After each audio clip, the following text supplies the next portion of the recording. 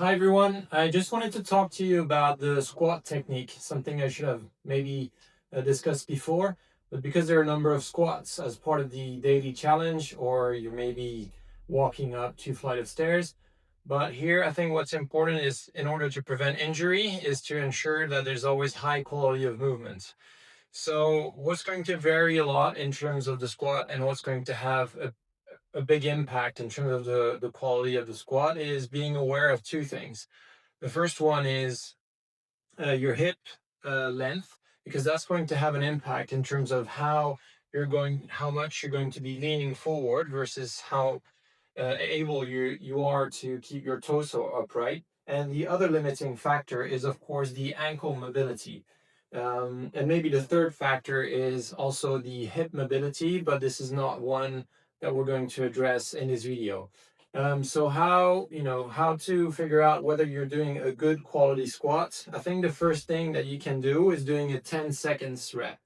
So what you're going to do is we'll start with with feet that are shoulder width apart, and then afterwards you're going to be going down over a period of 10 seconds. And what I want you to do whilst you're going down is going to be quite hard, I think, on the muscles to be able to sustain the position. But I really want you to be aware whether you are in balance or out of balance. And because we want to be fully aware of where we are in terms of our body weight, because we want to have the whole center mass balance over our feet. We don't want it to be too much forward or backwards, because of course we're going to be losing our balance. So the idea here is finding a comfortable what's it called, position.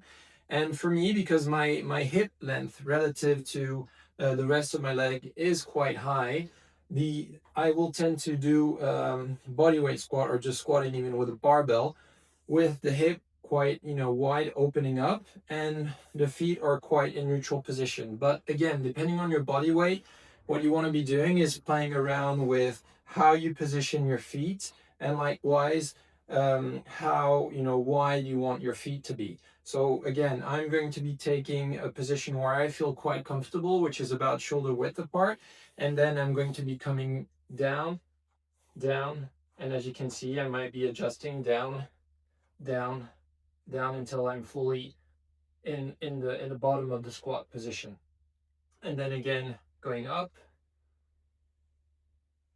So now I think I have a right position. So now I can go down again, and I don't need to adjust.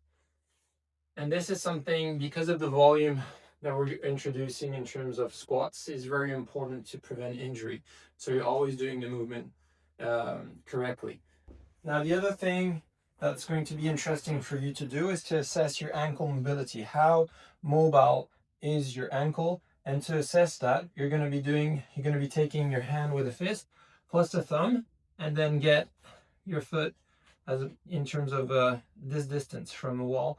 And then afterwards, you're going to try and lean forward without the heel coming up. And you'll see, so even myself, I also have quite limited ankle mobility on the right foot, and then I'll be trying on the left foot. And then again, it's not perfect either. So what can we do about this? So as part of the workouts that we're doing together, I'm of course providing the warm-ups. But what you want maybe to add before you actually do the warm-ups is just some simple drills where you're actually just warming, basically stretching the calves a little bit, one side or the other. And then another way you can do this is also just basically laying, putting one knee on the floor and just putting weight on this knee, to be sure that you're warming up those ankles and mobilizing them before the workout.